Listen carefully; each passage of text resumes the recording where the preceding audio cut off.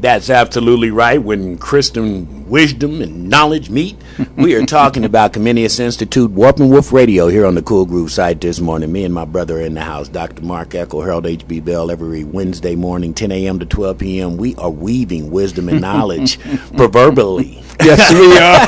How you doing, Mark? Doing really good, man. We're doing the Proverbs again, of course, and we have Dr. Daniel Watson coming in the second hour. It's going to be great to talk with him about the necessity of having a conservative, evangelical, African-American voice in the Academy. This is going to be good. Lord, this is going to be real good. I'm going to have to sit back and listen on this. I'll mess around and get in trouble up in here. I don't know how much is conservative about her. I got a lot of conservative. Yeah, you do. I have conservative ways and viewpoints, but I'm also outside the box and knowing how we're going to reach our young people, which is what we do. There you go. And that's the focus of what we do, really, from the wisdom and knowledge standpoints, that the blueprint we've been given out of the book of Proverbs, and then trying to pass that over to our young people so they can have some foundation. And before we go any further, my brother, last Wednesday, in every breath and everything that I can say about what it is we're trying to do here at Radio Next, that kind of fit the bill. Oh, isn't that true, man? Oh, my God. All those wonderful young people that were in here. We had 5 young people last week, and it was great to have them.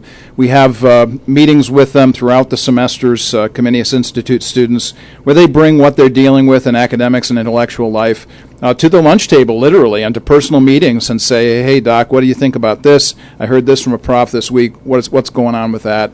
But they came up in here last week, HB, as you well know, and talking about telling stories about their the kinds of things that they've engaged with and the great year that they've had and some great honor that was given to the Institute itself. So we're really grateful and for to that. You. I mean, nice. The homage that they paid to you was heartwarming. It was nice. Because truthfully, and we were talking about this before the show started, if we continue to want these roses to bloom, then we have to cultivate the garden that they grow in, and we have to pull those weeds and all those traps and spend time. Nothing is a substitute for that. That's right.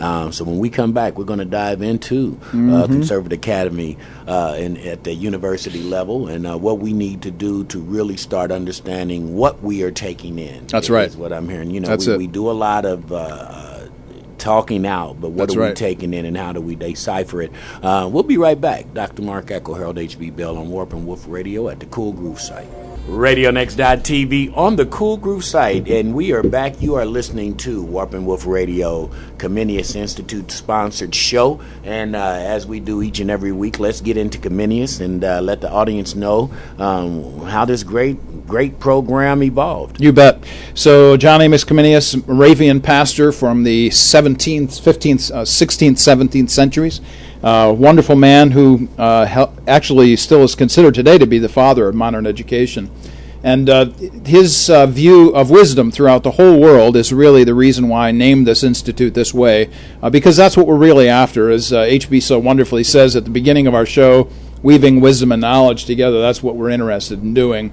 And so, of course, for Comenius, we're helping young people going from high school into college bridge that span, helping them to maintain a Christian worldview going into a public university setting. We do that by sitting down with them, spending personal time with them, lunch table, personal discussions, all that kind of stuff.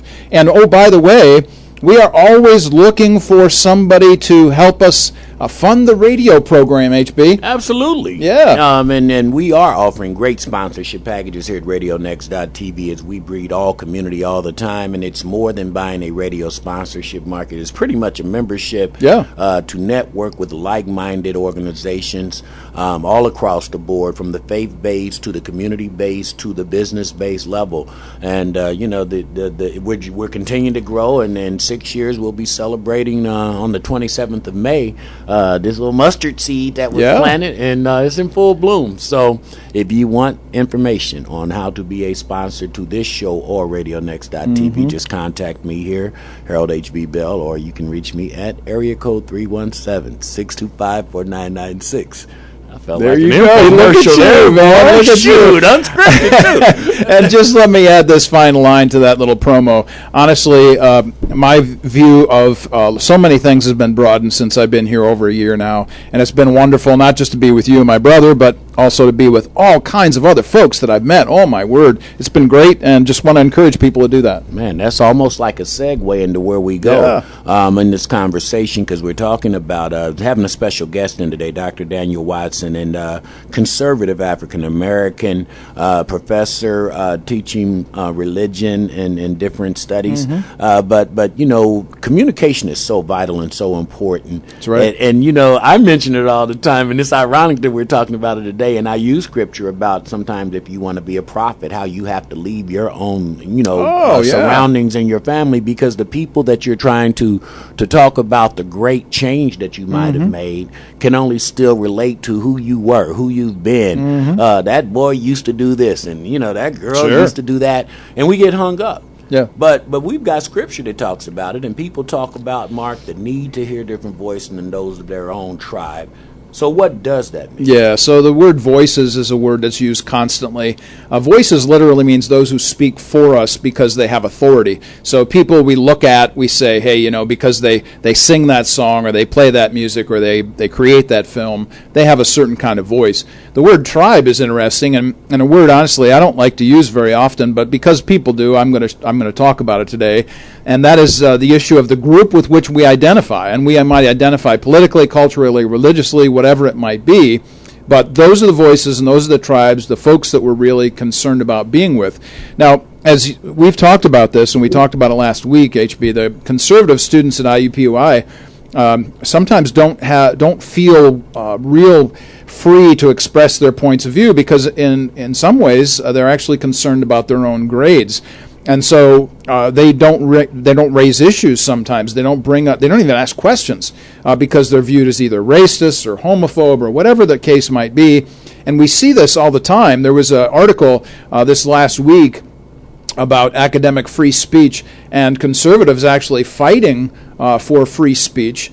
And this was a big deal issue, and it is all over, really, all over the nation. But this is kind of going on here as well as at places like Hood College, for instance, this particular place that I'm mentioning. My essay on academic free speech a few weeks ago, where a professor was literally attacked physically on the Berkeley campus, at the Middlebury campus. Then again, there was a riot on the Berkeley campus because students on the left didn't want to hear what people on the right had to say. And this was really sad. I mean, here you have a physical attack on a professor at a college. So I have a word for my conservative friends out there. I got words for liberals and conservatives today. Here they are. I got a word for my conservative friends. Don't talk to me about your principles when you attempt to ram your views down somebody else's throat. I don't want that. I hate that. Don't come there. Don't bring that here. And for my liberal friends, don't talk to me about your tolerance when you shut down dialogue or disparage others because they don't agree with you. So there you are, HB. We got to send it both ways here today. And I think what we have to do, too, is when we start talking liberal and conservative, refresh our set on the definitions exactly. of both. Who are conservatives and who are liberals? Yeah. So this is an important question, and I really, honestly, I hate using terms and labels just like voices and tribes. Liberals and conservatives, so generally speaking in the culture, a liberal is somebody who leans, we call this leaning to the left, but their general view of life is that we are perfectible, we're getting better and better, and that this kind of view of life has all kinds of brightness ahead of it. But the problem for the liberal is that while they talk about tolerance and listening to everybody, they don't always do that. Conservatives, on the other hand, actually believe that there's something called inherent corruption, and we really have a problem within our own natures. The problem with conservatives sometimes is they always think they're right, and again, like I just suggested, they're trying to ram something down your throat. I think that we can have a civil dialogue between the two, and that's what we try to do all the time here. And I think we do very well at that because conversation is different than, standing pat and firm on your belief. And, right. And the only way to understand something is to open and broaden your mind to that's different right. viewpoints. And the good thing that we have the great book of Proverbs because it speaks of the need to listen to different points of view. What does Proverbs say about that? Sure. So I'm going to mention a Proverb proverb that I heard all the time growing up. I mean, if I didn't hear this every day, I heard it every other day. Better to be thought a fool than to speak up and remove all doubt. Did you hear that one when you were a kid? Oh, man, probably more than I wanted to. Exactly right. Well, here are some proverbs. These come from Proverbs chapters 18 and 19. Here's one from 18:13. If one gives an answer before he hears, it is his folly and shame. That's Proverbs 18:13. 18:15 says, an intelligent heart acquires knowledge, and the ear of the wise seeks knowledge.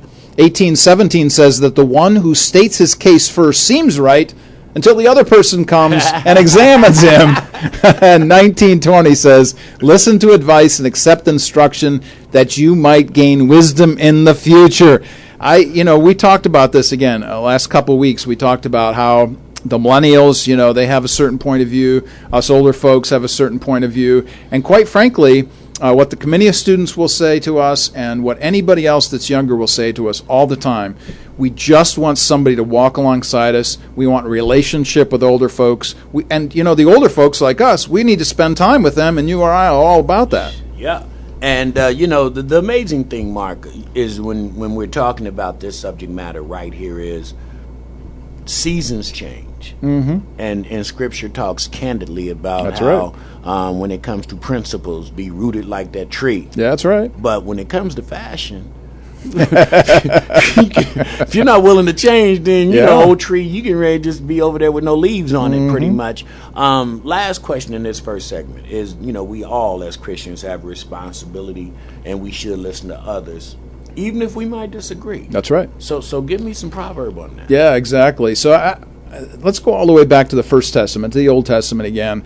Idolatry was a real problem. Of course, that's really the problem for all of our lives, is the issue of idolatry. And in the First Testament, in the Old Testament, idolatry was the primary focus of anti-Yahweh worship, so against the Hebrew God worship. Idolatry always comes with an entourage. Those of us who bid us come to our side, think about join us. And we don't always look at lust with lust at a person, thing, or idea without somebody else in some way saying, come hither, come join us, And in some way, I think that idolatry, literally Jesus' emphasis to be in the world but not of it. There are some who cozy up to points of view, ideas, people, and they just think, I just read to this person, and I listen to this person, I watch this person all the time. And you and I are going to say to them, do you want to get outside of that? Do you want to listen to anybody else? The other problem, of course, is isolation. And isolation says, I'm just going to stay in my little comfortable box. I don't want anybody telling me what to do. And what's Jesus say? Go into all the world. There it is. And like the talents. That's it. If you just bury your talents, and when Jesus come by asking, what did you do with your talents? And you just go pick up the ones you buried and didn't take the risk or try to manifest the talents from that talent, then you ain't done nothing. I'm going to get you a pulpit in here, man. Well, I'm already out of my pulpit. But it is interesting, before we go to break, very, very interesting show on RadioNext.tv. And if you don't know and just listen to Dr. Mark's show, we advise you to listen in. Had a very candid conversation on the domestic abuse show that we do. Strong Christian sister in here last night. Another sister who's strong Christian sister that's a lesbian. Talking about conservative meeting liberal on the radio when we're talking about what abuse is. Yeah. And I'm thinking, we got work to do. We'll be right back. You're listening to Warp and Woof Radio on the Cool Groove site.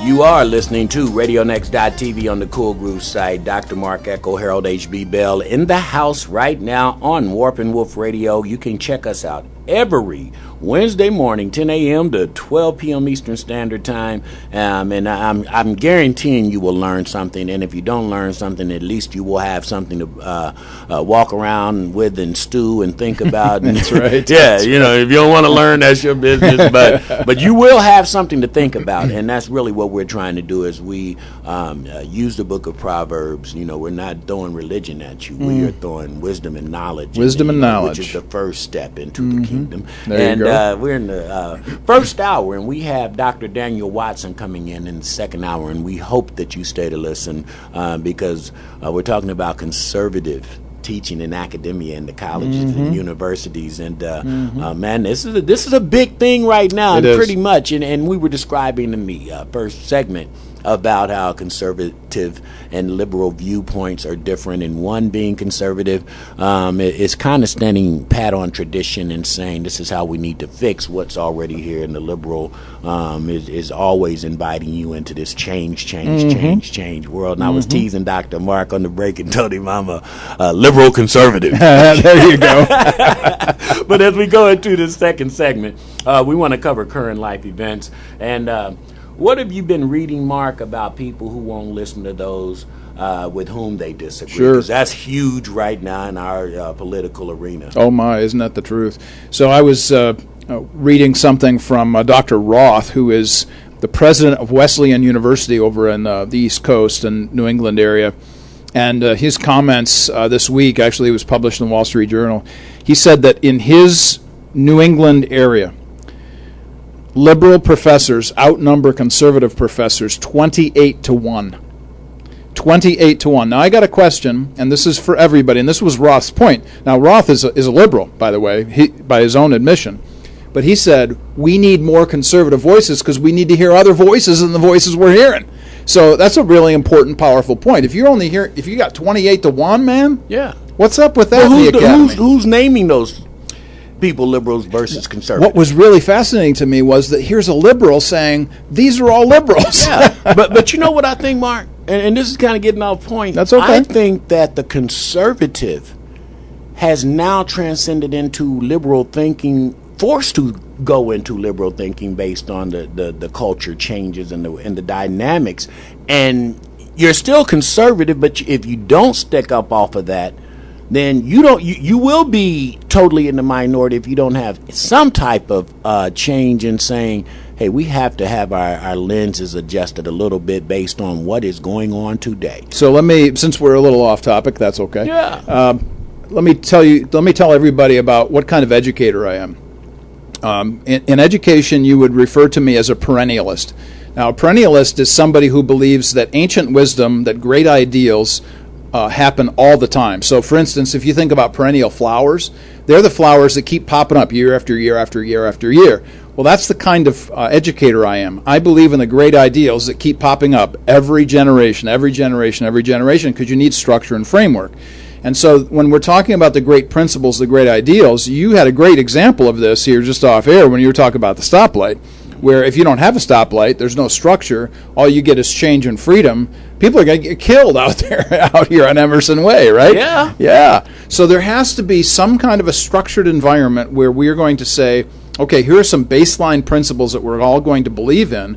But yeah, man, do things change? Well, sure they do. You got to be ready for that too.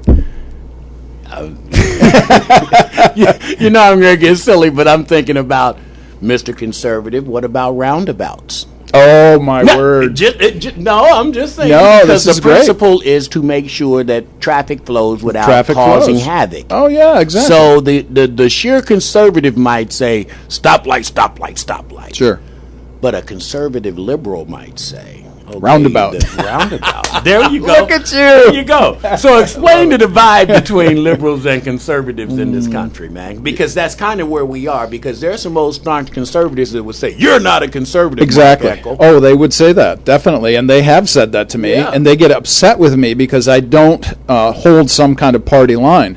But just here's a story. This happened to me this last week. Now, I have lots of liberal friends on social media, and they go in lots of different directions that I disagree with. That's fine. We have conversations, and one of these conversations popped up behind kind of a closed-door environment, in email setting, where I had an opportunity to interact with my liberal friend on social media based on this personal correspondence. And basically what I did was, and what he did was, we were talking about the difference between liberal and conservative. I mentioned this a moment ago, where my liberal friends are going to say, we're going to focus on human dignity, which I'm all about human dignity, but they will kind of put to the side human depravity. I'm going to emphasize human depravity, but I need to be wary of the fact that I need to also emphasize human dignity. So these two things, I believe, live in tension with each other. So, for instance, my friend who is all about, let's all talk in community. Well, that's all great, except the question then becomes, are there any voices in the community that are just plain old wrong and are out to hurt people? Well, yeah, there are. So we can't just say we just accept everybody and anything. We can't say that. There has to be some structure. Go back to the roundabout idea. Yeah. There has to be some kind of structure that allows this flow without stopping everybody all the time, but without crashing cars, total freedom. I can already tell you're going to do sermon on this morning. that was pretty good on this murder. I like that too. But as we close this segment out, people think that their opinion or how they feel, and it's so funny, people, if you could hear some of the conversations that we have off air that we don't even know we're going to touch inside this this structured format. But people get so upset about why people don't agree with them, and I could care less if people don't agree with me, like you say, if it's a principal issue. And the way that I have to live my life, the way I have to view this world, and the way that I say I'm not out trying to hurt somebody, spite somebody or whatever. My opinion and my viewpoint is mine. My flavor is mine. Why do people get so upset when people don't agree with them? Honestly, I'm going to say this on the air, and people are going to be upset with me. But I'm going to tell you that if you get all jacked up, I don't care if you're liberal, conservative, progressive, preservative, I don't care you're left, you're right, you're gay, you're straight, you're black or white. It doesn't matter to me. At the end of the day, if you do not have humility, if you do not step back and say, you know what, I might need to learn something. I might need to hear somebody else, listen to another point of view. Then I got to tell you, man, I guess we don't have anything to talk about because you're just going to put me in a box over here. You're not going to like it. And let me tell you something. The whole better you normally comes from outside of you, else you would already be that better you. And we're going to come right back and talk some more on conservative liberals and how we need to shape our world. At the 11 o'clock hour, Dr. Daniel Watson will be in the house, and if you want to talk about conservative teachings in the university, how we need to hold on to principles, you do not want to miss that segment. You're listening to Warp and Woof Radio on the Cool Groove site.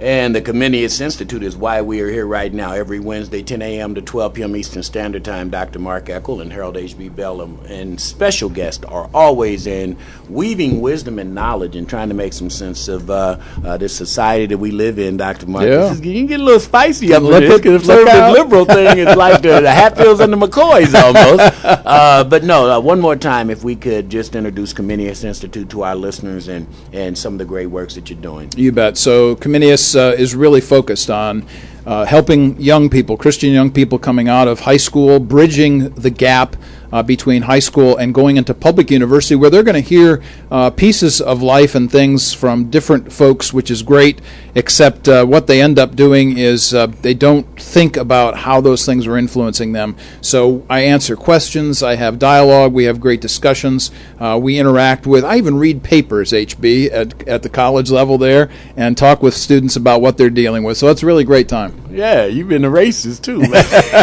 Didn't they call you a racist? Oh my, they called me a racist and a rapist and all kinds of things. That is so funny, especially, just knowing you like I know you, man, the pureness of how you just go about your life, and that leads to, our last segment in this first hour before we introduce you to Dr. Daniel Watson, who has joined us now in the studio. It is amazing, man, as Christians, when I read some of the dialogue of Christians.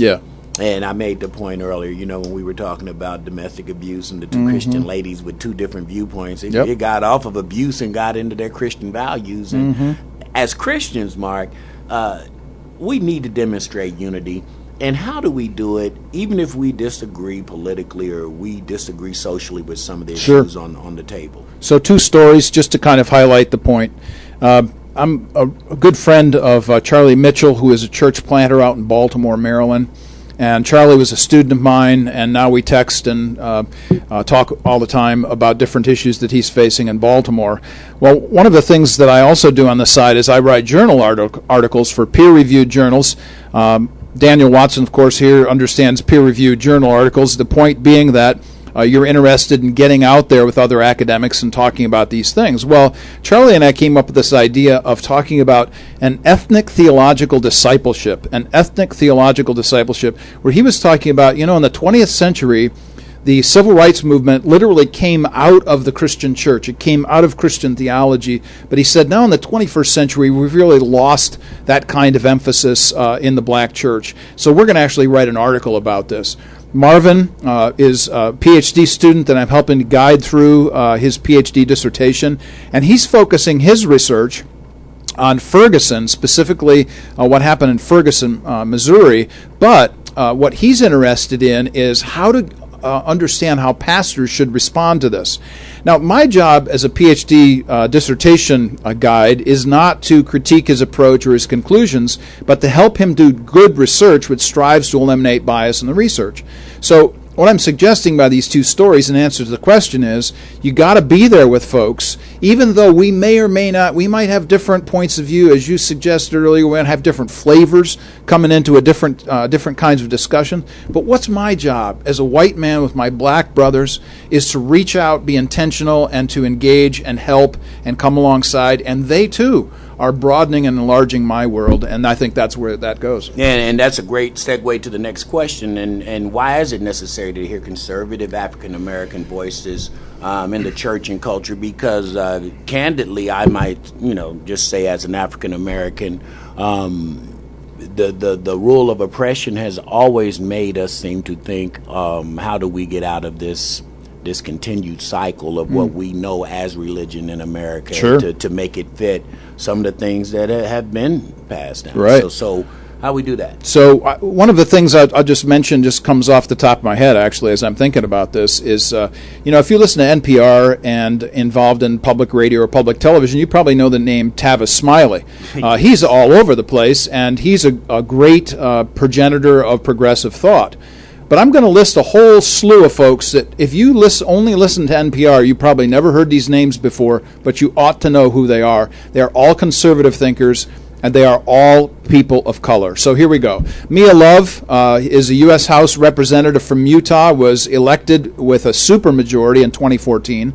Thomas Sowell, who's a prolific writer, just put down his pen at the age of 87, one of the great academics of this last generation. Alveda King is the niece of Dr. Martin Luther King Jr., and she is an avid pro-life defender. Jason Riley is a fellow at the Manhattan Institute, editorial writer for the Wall Street Journal, and he's an African-American man who speaks out in a conservative voice. Walter Williams, distinguished professor of econ at George Mason. Star Parker, who literally brought herself out of welfare and is now a great conservative columnist. Dr. Ben Carson, Denise Morelli. Tim Scott represents South Carolina in the U.S. Senate.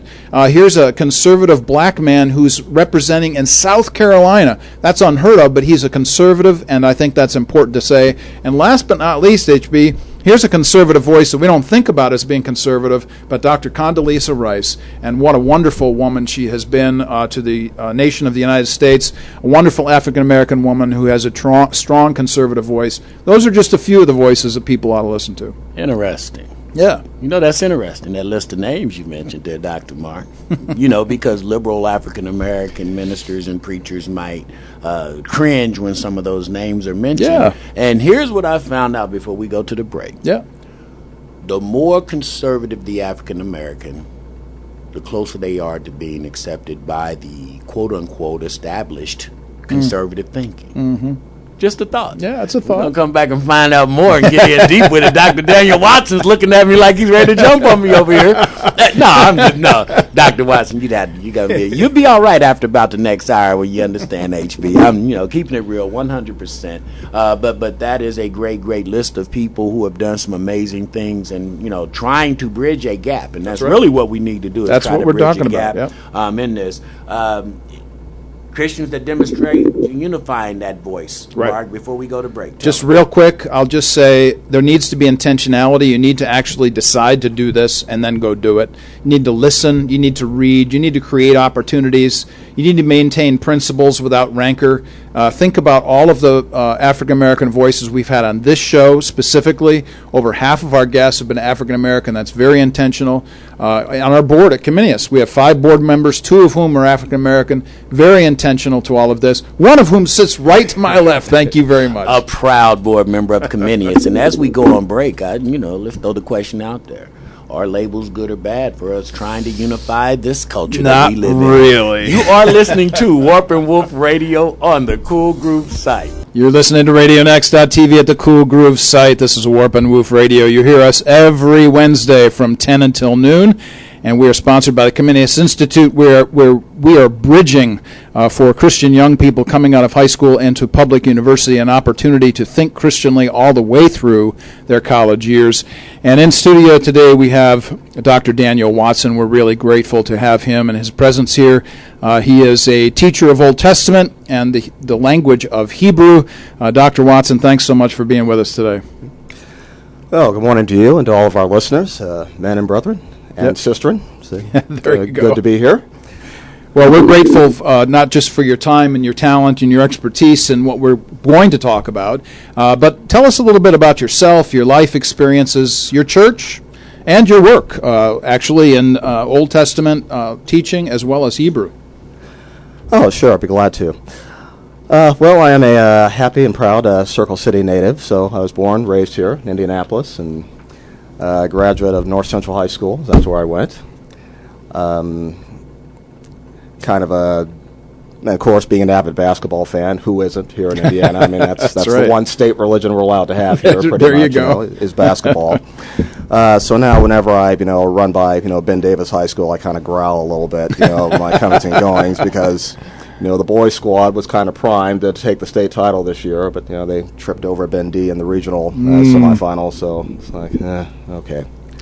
But I grew up here in Indianapolis, and being a PK, pastor's kid, as we say in church culture, came to know the Lord at a very early age, before I started first grade.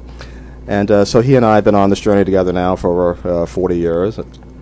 And it's been a rather interesting journey at times, share of ups and downs and share of questions, and sometimes, it's on the mountaintop and, praise the Lord and so forth. And other times you're kind of, on the heap there with Job and kind of saying, okay, I'm waiting for that whirlwind to show up because I, got some things going on here. Yeah. But anyway, came to know the Lord at an early age, and apparently, at least in the judgment of my parents, seemed to manifest some gift or capability for Bible teaching. So Dad kind of started me out teaching younger kids in Sunday school when I was 12 years old and so forth. So.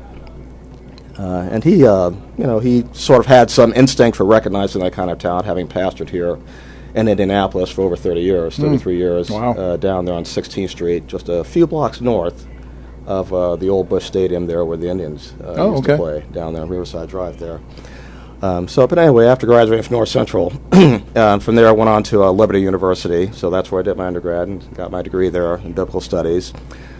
Interesting to note, if I'm not mistaken, that apparently, I guess the president is the commencement speaker there. That's right. This year. At Liberty University, that's right. Mm-hmm. Yeah, so, which is not that surprising. Jerry Jr., I think, was who now runs the university. He's in his 10th year now as president and chancellor. But he was one of the first, I think, more prominent evangelical leaders to endorse Trump last year and then the campaign, so not surprising. So the President Trump, he'll be the second sitting president, if I'm not mistaken, to speak as for commencement there. The first one was Bush 41 back in 1990. Did my undergrad at Liberty there, and then from there went to Grace Theological Seminary for do my seminary work, and got a Master of Theology in Old Testament there. And I was kind of fortunate, I suppose, like you, to be kind of part of sort of the old school curriculum. One of the questions we'll get into is the importance of the biblical languages, certainly. And, so it was back then, it was, hey, if you want an MDiv from this institution, you're going to do your 3 years of Greek and 2 years of Hebrew and like it. That's right. Or at least make us believe that you do. That's right. So I was very fortunate to be part of that. So graduated there, and most of my last year of studies, because I was one of the last THM or Master of Theology graduates that they had there, because they discontinued the program shortly after I graduated. But during that last year, in which you're kind of doing more advanced study in your chosen field of interest, was with Martin Abegg, who is a notable name in Dead Sea Scrolls study and research. So as I was finishing that up, he told me, okay, well, what are you planning? What do you want to do? And I'm thinking, well, I think I'd like to have a career in Old Testament scholarship. I think my real interest in that had been piqued during my Liberty days. One time, I think it was my junior year, and they had a representative from Chosen People Ministries, Messianic Jewish Ministry, there to speak on the subject of Christ and the Passover, and how that foreshadows so many of the elements that we see in the Passover foreshadows and points forward to Jesus and his person, his work. And so that's kind of what really sort of, wow, lot of interesting stuff in the Old Testament. Yeah, how about that? And and since it is like more than 3/4 of the Bible, maybe it might be an area that I might want to kind of poke around in there. So when I explained that to Dr. Rabag, it's like, okay, well, if that's what you're thinking, I know a place you might want to check out for your doctorate. And he pointed me in the direction of Hebrew Union College over in Cincinnati, Jewish Institute of Religion, from which he had recently graduated. And so that's where I wound up going for my doctoral studies, and I was in residence there for about 7 years, and finished my dissertation a little thereafter, and basically did my doctorate there in Bible and Ancient Near East, which generally encompasses about 3 areas of study: biblical studies, of course, and then also Semitic languages, which is the study of all those other languages to which Hebrew is related: Aramaic, Arabic, Akkadian, so forth. And then also ancient Near Eastern history, kind of getting an understanding of the civilizations of the Old Testament world, and sort of the relationship, their impact in ancient Israel. So survived that gauntlet. And shortly before I graduated, I was contacted by Dr. John Lillis, who was formerly provost at Cornerstone, but had just taken a post as the dean of Bethel Seminary out in San Diego in Southern California, which is the divinity school at Bethel University in St. Paul. And he said to me, well, I've got 5 resident full-time faculty members out here, since we're kind of a West Coast satellite site. But our Old Testament guy, Ronald Youngblood, has decided that it's time for him to kind of hang it up and go fishing. Okay. And as I looked around the faculty, it occurred to me that, I got a bunch of boring white guys here on faculty. Which, I'm one of them, so I know a boring white guy when I see one. So we got a bunch of boring white guys here, and we're out here in one of the most diverse cities, San Diego, in the country. So let's see if we could add a little color or soul to this. So I've been looking around trying to find, intentionally trying to find, a qualified minority to bring a little change here to the faculty. And one of your former teachers at Grace said, well, I might want to talk to you, so it'll be a rough gig for you, Southern California, San Diego. Tend to be an average temperature of about 70, 75 degrees year-round, beach 20 minutes away. But, we all have to do our share of suffering for Jesus. So, if you're interested, so that's how I went up there. And I did, a few years out there. And then after that, I decided to make a change and came to Kansas City to a Southern Baptist school there, Midwestern Baptist Theological Seminary. And so I spent the past few years there, teaching Old Testament there. My reason for making the switch is that they were starting up a PhD program in Bible. They were the only, at that time, Southern Baptist seminary that didn't have one. So I said, so here's a kind of an opportunity to get on a startup on the ground floor. And, teach some subjects that I wouldn't necessarily get a chance to teach out of Bethel in terms of kind of really using some of my doctoral studies. So I wound up there, and had a great time out there, and really enjoyed it. Southern Baptists they've come a long way, one might say, because they've had their share, needless to say, of challenges with regard to race relations and developing diversity. In fact, like at Bethel, just as I was the first minority to be full-time out there at Bethel Seminary, San Diego, I was also the first African American that they had at Midwestern Baptist Theological Seminary as a full-time resident faculty member. They'd had several adjuncts, but I was the first one they'd had full-time resident. So that made life a bit interesting. But one of the things I think that I really kind of appreciated about both places, and particularly I think probably Midwestern, is that they took note of the fact that this is good. This is a nice step forward. That's right. For us. Without necessarily making it a thing. It wasn't, here's our black brother, yes. Here. And sometimes you do occasionally have to remind people that I'm actually the professor of Hebrew and Old Testament, not that's right, not all things black or Afro related. Well, did you hear what Farrakhan said his last? What do you think of that? And so sometimes you do kind of have to kind of keep the focus on that. I think one of the highest compliments that was ever paid to a white man by a black man came from the mouth of Frederick Douglass. Something that he said about Lincoln. And he said, President Lincoln is probably the first white man with whom I spent more than 5 minutes who did not constantly remind me that I am a Negro. And sometimes, sometimes the reminders can be, well-intentioned. Oh, we're so glad to have you. But it's kind of like, okay, I get it. You don't go around in a white hood. You think I'm okay, and then I'm your brother in Christ and so forth. And okay, that's okay. We're good. Okay, we don't have to keep eating it.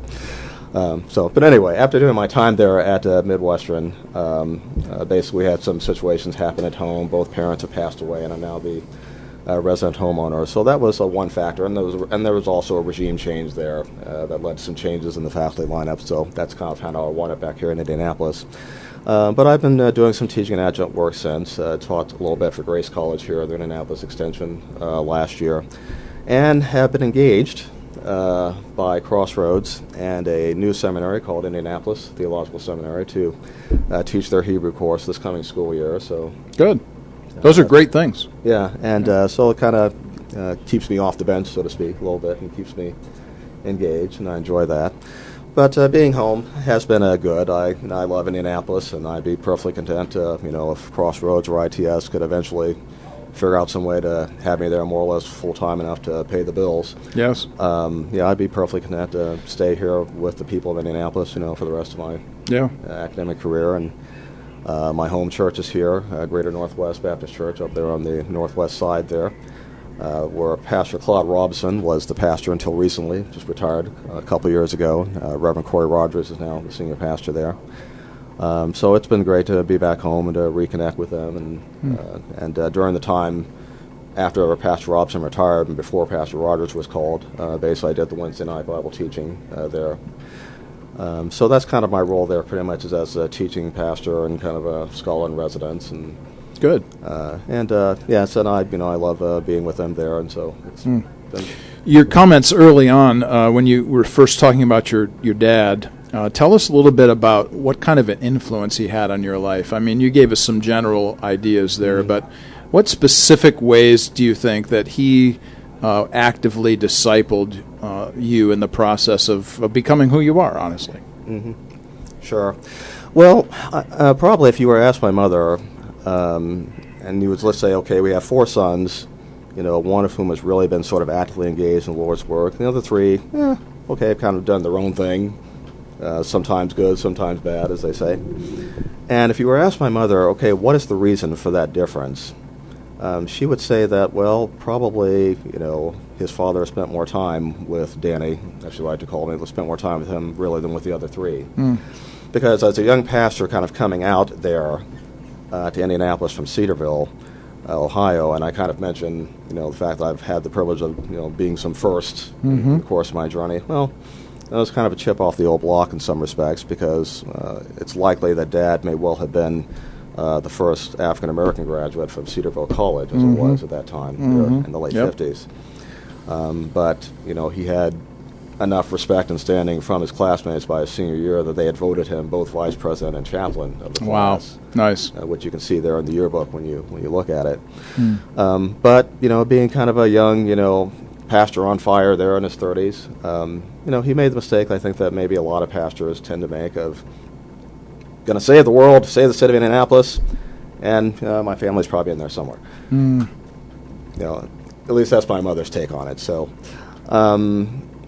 probably he did spend some time with me in that regard, in terms of sort of schooling me a little bit in the things of the Lord that perhaps maybe my brothers might have missed out on in some respects. And so certainly that had a lot to do with it, and kind of receiving, I guess, my gift a bit early. Certainly he was a big encouragement in that.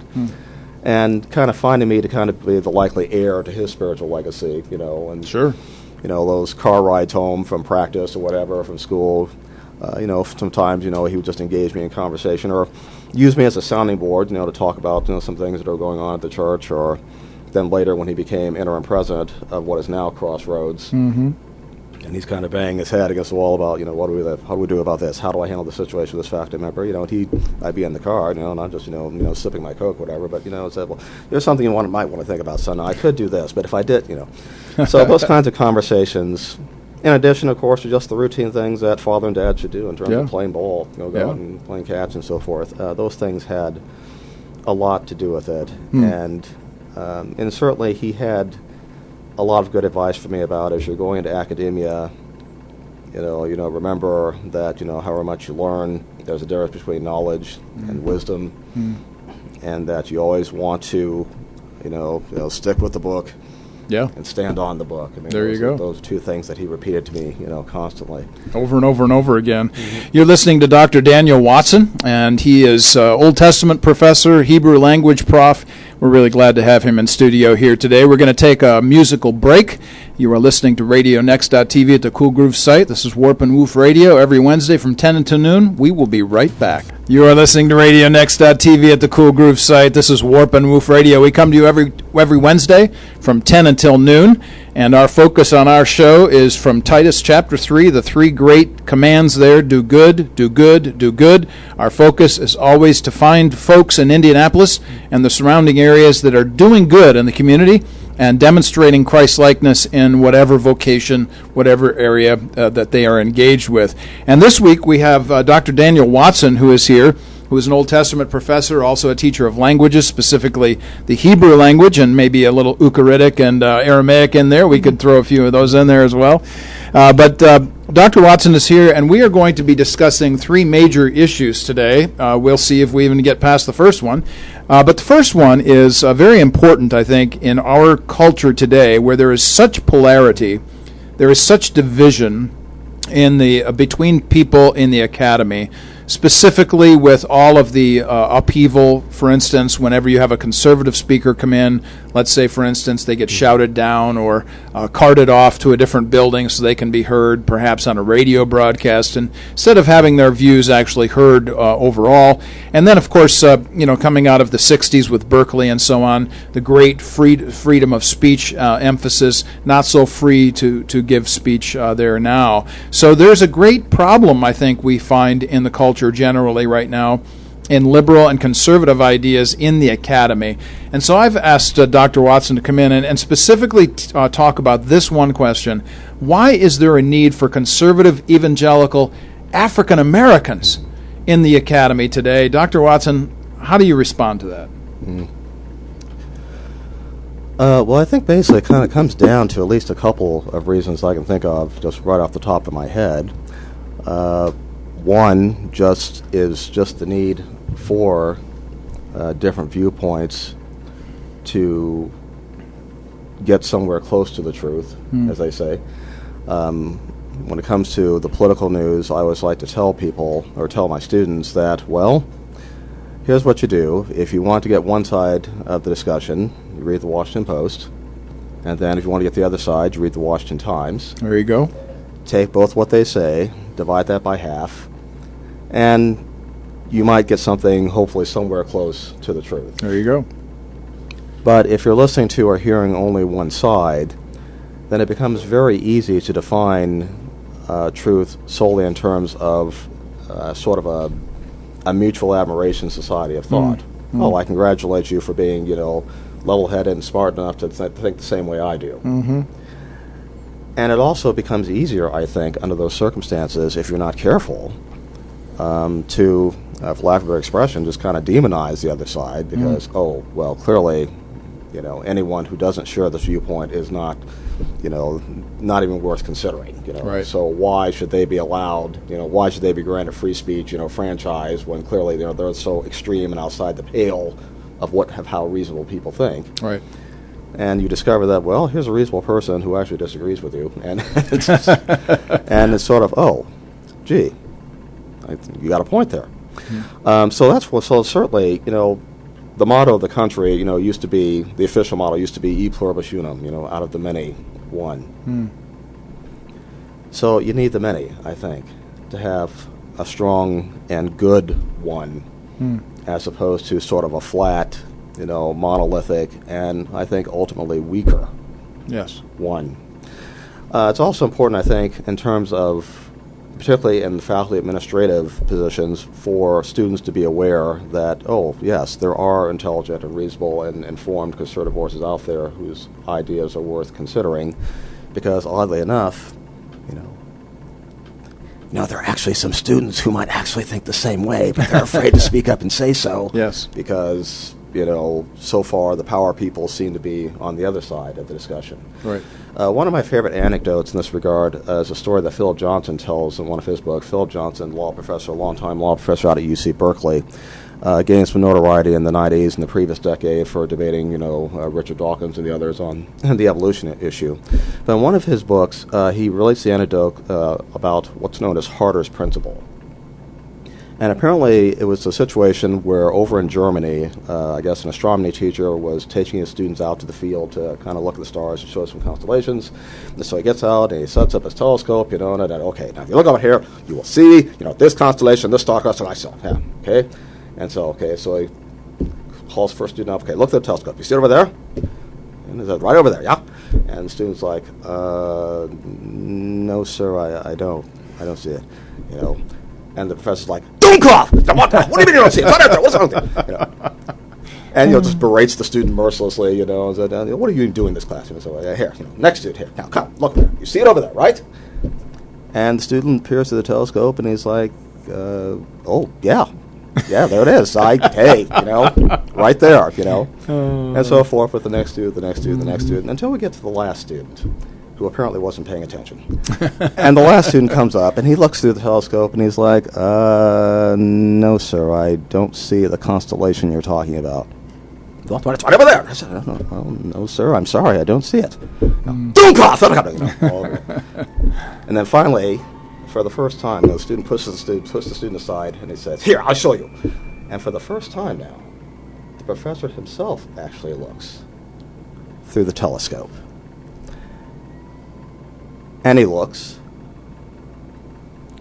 again, and his mouth falls open, and it's then that he realizes that indeed the student couldn't see it, hadn't seen it, and that none of the students had seen it or could have, because somehow, in his absent-minded professor, what have you, he had forgotten to remove the lens from the telescope when he set it up. Take off the lens cap. Which raises the obvious question, well, if that was the case, then why did all these other students say that they had seen the thing that they said was there, when, in point of fact, there was no way they could have seen it? Yes. Oh, well, I don't know. Maybe what happened to the first student might have had something to do with it. Yes. And who wants to be, put on the outside, or you're an idiot, or you're hey, clearly you yeah. And a lot of our students can feel that way when there is a situation where one side seems to have a monopoly in the discussion, and this, of course, for conservative or liberal. Yes. And so I think in the best tradition of higher education, you want to create that forum where people are comfortable being honest about what they think, and sharing it in an open and respectful. And hey, look, I'm not trying to put anybody down or jump on anybody, but I just don't see the point that you're making. Could you, help me out here? What's you need to be able to create that kind of atmosphere in a forum, and having conservative evangelicals present, certainly in a present time where the general worldview milieu and atmosphere seems to be very much contra that. I think it's important. It's important for students certainly to see that, it's not just me. There's this respected professor who also thinks along those lines. There's this dean has said something similar. Here's an outside speaker comes in who's got pretty good credentials and says what I've always thought, but haven't really felt comfortable saying out loud. Yeah, how about that? This week, I was mentioning this in our first hour, that Dr. Roth, who's the president of Wesleyan University in the New England states, was saying, this was actually a published article, he's a leftist, a liberal, who he was saying that 28-1 liberals outnumber conservatives in that area of the country, New England. 28-1. Now, here's a liberal saying, we have too many liberals, we need more conservatives. And you're suggesting that that's exactly right. I mean, we have to hear different kinds of voices. How important is it to have African American conservative voices invested in the university setting? Is that too far a stretch? Am I trying to make this just an ethnic thing? But why is it, do you think, that African American conservatives need to have a voice there as well? Well, again, kind of for the largely the same reason, because that sort of dearth of good conservative voices can be even more pronounced at times within the African American community, as you kind of alluded to in the previous hour there, in your conversation. It's kind of like, hey, here's an African American who's holds a conservative viewpoint. Yeah, and I saw a unicorn in the forest the other day. What's your point? It can be kind of that same sort of rare thing, and sometimes conservatives within the African American community can sometimes almost be looked upon as being kind of like, race traitors, because clearly, if you were down with the cause, with the brothers and so forth, you would be on the liberal side of things, politically. And it's always somewhat amusing to me a little bit, because there is a sense in which the African American community can be a little politically schizophrenic, in that when it comes to who they vote for in public office, it's almost, okay, yep, we're with the blue guys, we're with, the Democrats. And yet when you talk to them about their values and the things that matter to them, that seems to be more reflective of, more on the red or conservative side of the line. Mom and Dad, used to, have an awful lot. They were ardently pro-life, and boy, they used to, kind of get on their hobby horse about that whenever they heard, a court decision saying that, oh yes, partial birth abortion's okay, da da da da. But then, in November, they always vote for the pro-choice candidate or whatever, and you sort of okay. And of course, to be fair, there are a lot of issues, obviously, that you think about when you consider about who to vote for. But I think sometimes the African American community does kind of suffer from a little bit of that schizophrenia of, on the social, cultural issues, definitely we're more on conservative, church-going, God-fearing folk. But on the more political and economic issues, you can't trust those Republicans, or you can't trust anyone who styles themselves political conservative. So there is that tug there, and so again, there is a need for them to see and be reassured, that if you're on the social, political side of the line, conservatively, in that regard, that it's okay. You're not undoing the work of Dr. King, or you're not, undermining, what Rosa Parks stood for, or what have you. Yes. That diversity of viewpoint within the African American community, I think, very important to develop it and have it. Yeah. Thanks for your comments on that. I know that our listeners will have different approaches and different points of view on that particular topic and subject area, but nonetheless, it's maybe sets us up for another time on the radio sometime down the road. That would be wonderful as well. But here's the next question, and because I really wanted to at some point get into what you actually do as a professor, what are the benefits of learning biblical language? The languages, and why is the study of languages important for the church? So that's a kind of a two-prong question. Benefits of learning biblical languages, and then why would this be important for the church at large? Yes, and as you might guess, as a teacher in higher theological education, that's one that I encounter from time to time, whether in conversations with members in the pew. Though oddly enough, I don't get that there quite as much as you might imagine, because what I found is that, when you do kind of discuss these things in a Bible study, and they're usually fascinated by it. It's like, ooh, well, tell me more. The student, on the other hand, who just wants to kind of get through and get his degree, and hey, dude, don't bother me, just, let me get to the preaching class, whatever. Them you kind of have to sit down with and, okay, let's talk about that studying to be, approved, a workman who need not to be ashamed, and so what I tell students is that, look, whatever you want to do, you never want to take your English Bible away from the people, right? Or give the idea that unless you know Aleph, Bet, Gimel, so forth, that you can't really understand the Bible. But remember that you're called to be a preacher, you're called to be a teacher, a leader in the church. You need to have a deep well to draw from, right, in expounding and applying biblical truth. And oddly enough, it turns out that the Bible wasn't written in English originally. It was written in Hebrew. It was written in Aramaic. It was written in Greek. During the Renaissance days, when the humanist movement, not the secular humanist movement, but the healthy humanist movement, as I like to call it, arose. One of their rallying cries was "Ad fontes," to the sources. That was important for them. It's probably important in divinity studies and theological studies as well, I would say. Yeah, exactly. So here's why I tell students, okay, the difference between studying your Bible in English for you as a preacher-teacher versus studying it in Hebrew or Greek. It's the difference between watching the Super Bowl or the NBA playoffs, right? That's what's going on. I'm not going to tell you who I'm rooting for. I haven't made up my mind yet.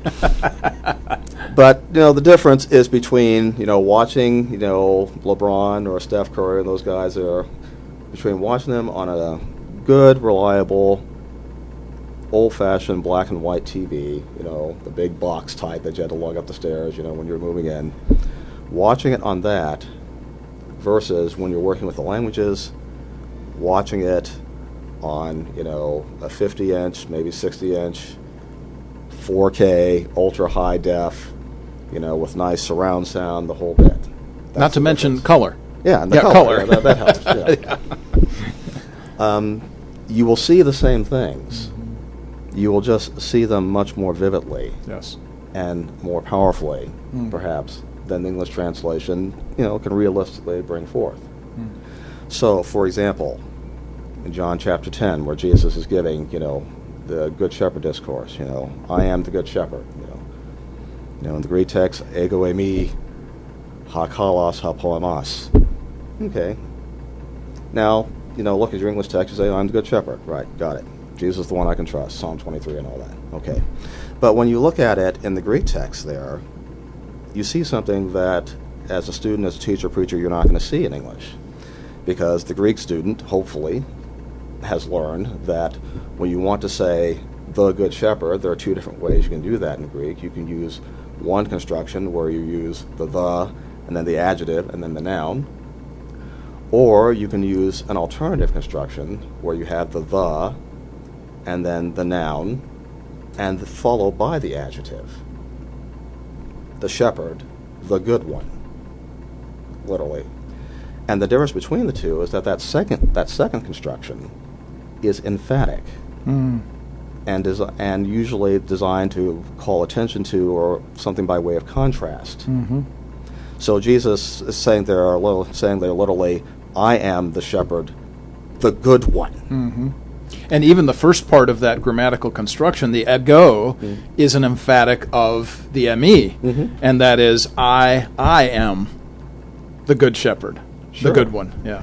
And so then it kind of piques your interest, okay, well, why, when he could have used the other ordinary one, does he use the extraordinary one? And then when you look at the surrounding context, which is always important, in your Bible study, and you remember that he's been talking about, robbers and thieves, and, the hirelings who are just in it for the buck, then it becomes clear that, okay, he wants to draw an emphasis, a contrast here, that he is the one who is the real shepherd, the true shepherd they can trust, and in contrast to sort of the pretenders and the bad people who are out there. Okay, again, that's something that, if you're paying attention, you'll see in Greek that your English translation probably is going to be able to bring out. So that's what I mean when I talk about kind of seeing it in black and white. Yeah, you're kind of seeing the same things, but here you're seeing it a little more vividly and realize, okay, that's something I need to emphasize, really kind of hit hard here in the message. So we're talking about something very, very deep in a sense that, a lot of people aren't really interested in languages per se these days, unless it's their own, of course. But let's take it to the next level then. Obviously, you gave a tremendous example of why this is so important and a great illustration, black, white, color. But now, why is this important for the future of the church?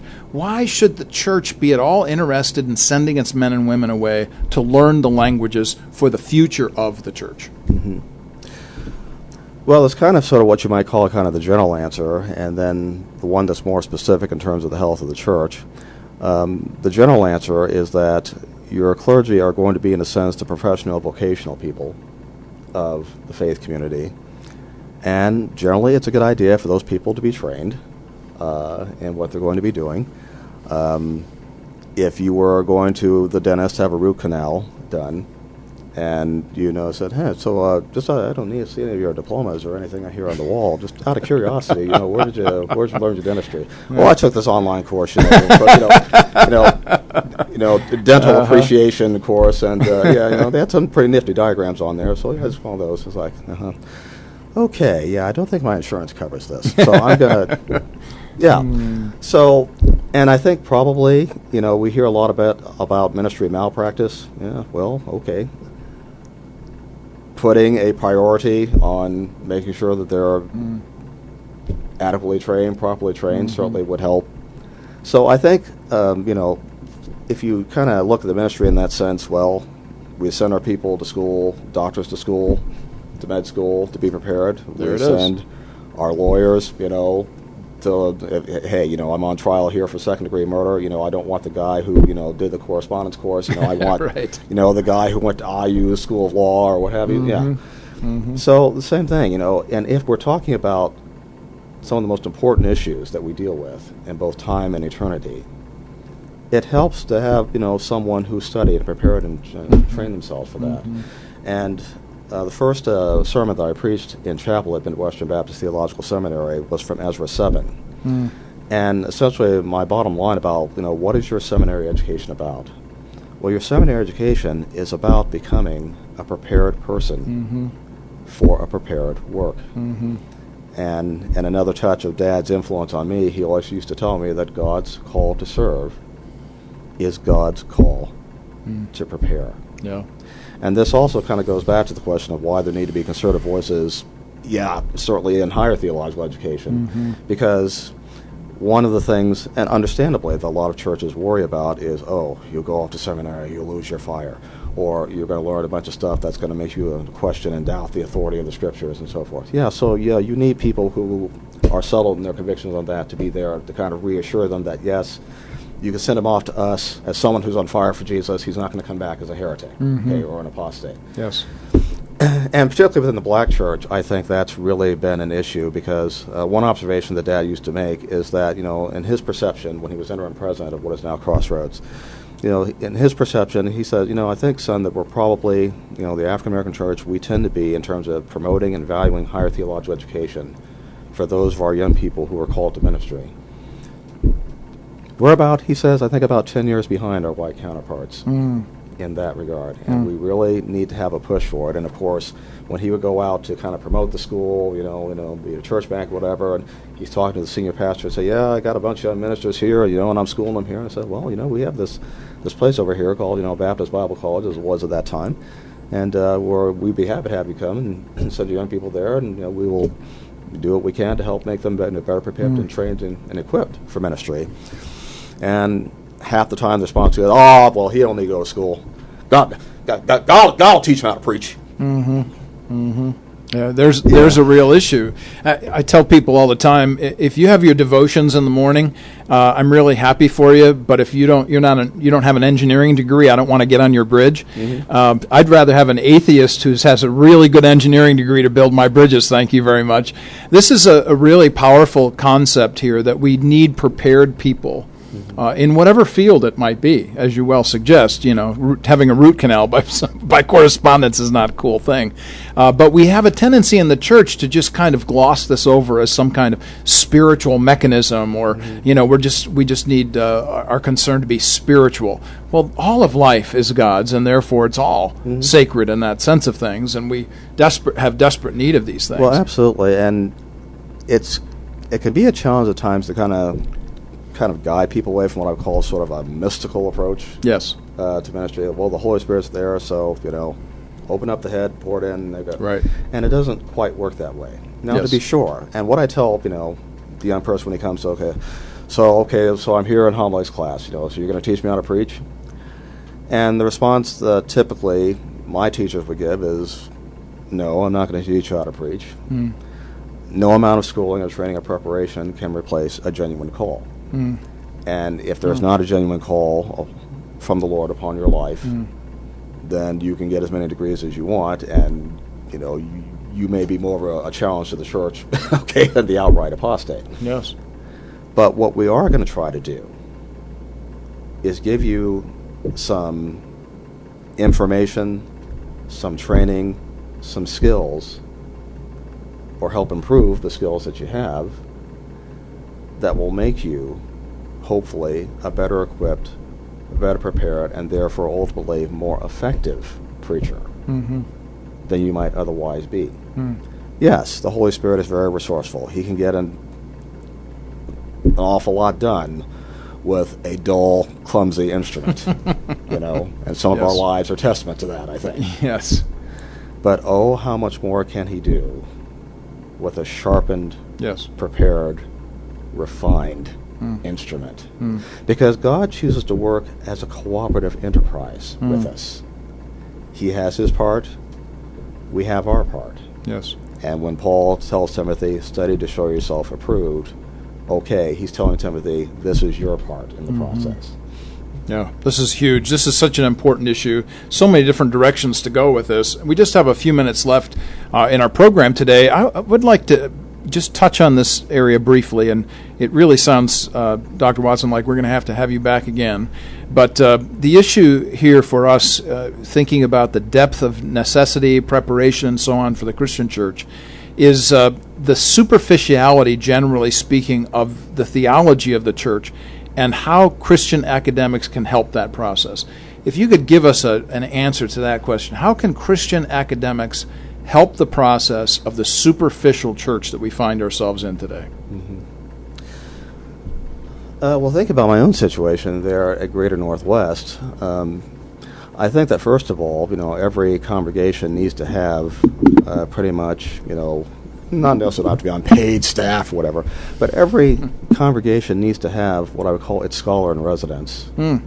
It's people who are its resources for, answering tough or addressing difficult questions that people have about the Bible. So, well, my child came home from college this week, and he said that in his religion class, the professor said that, well, there's no real evidence that that David ever existed, or that he's kind of to ancient Israel. What King Arthur is to England. I mean, what do I tell them about that? Right. Okay. Well, so you're there to kind of be that resource.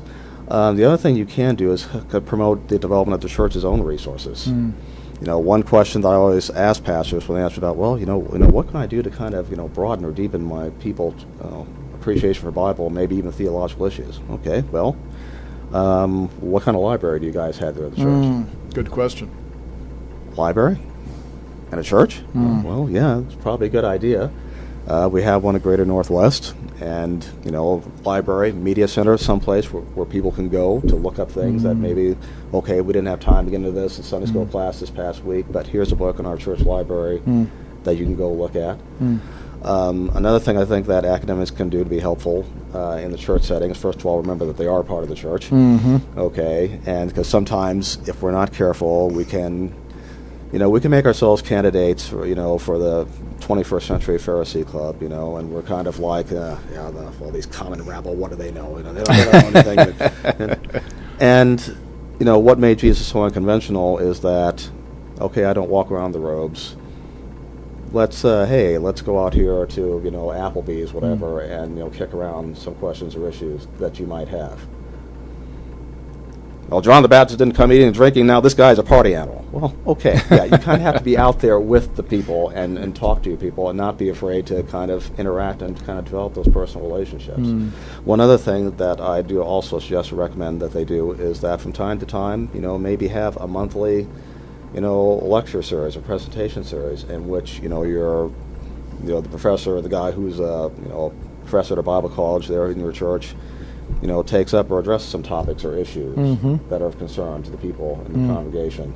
One occasional gig I had out there in San Diego was going out there and giving a presentation on what's up with the Old Testament. Yeah. And people just had an hour just to ask me whatever they wanted about the Old Testament in terms of its languages, its, backgrounds, history and culture, things that I always wondered about. Where did Cain get his wife? Okay, well, yeah. So, I mean, those are things like that can be very helpful, I think, to the church in terms of helping them develop their thinking and kind of getting beyond, just sort of Sunday school level for those who want to pursue that. Right. Yeah, these are huge issues for us, I think. I'm really not blowing smoke here. I would really love to have you back again because we've just scratched the surface here of some really important issues. Yes, sir. And it would be really cool, for instance, next time we do this, maybe in a couple of months, we could discuss this scholar in residence idea at a church. And maybe we could invite your pastor along with you, and maybe the two of you could talk about the importance of that scholar in residence idea, the importance of that. And it also strikes me to say this as well, that it sure would be a lot of fun if we could find a forum, perhaps for you at Comenius, where you could maybe address a class or a group of people at IUPUI and address the issue of, hey, what's up with the Old Testament anyway, and why is this important? That would be really a great thing. Dr. Daniel Watson, thanks so much for being with us today. We're really grateful for your time. Yeah, my pleasure. Appreciate the opportunity. Absolutely. So you are listening to RadioNext.tv at the Cool Groove site. This is Warp and Woof Radio. We come to you every Wednesday morning from 10 until noon. And next week, you will not want to miss this show. Derek Slack, Pastor Derek Slack, will be in the house. His sister, Tanya Slack, just graduated with her JD, Juris Doctorate, and we are looking forward to Derek being in the house with us and talking about some of the great opportunities he has and some great mission trips coming up. And yeah, Doc Batts as well, absolutely. And then in a couple of weeks, Clarence Moore, Pastor Clarence Moore is coming back on the show again. We're looking forward to having him as well. Thanks ever so much for joining us this week on Warp and Woof Radio. We will see you next week.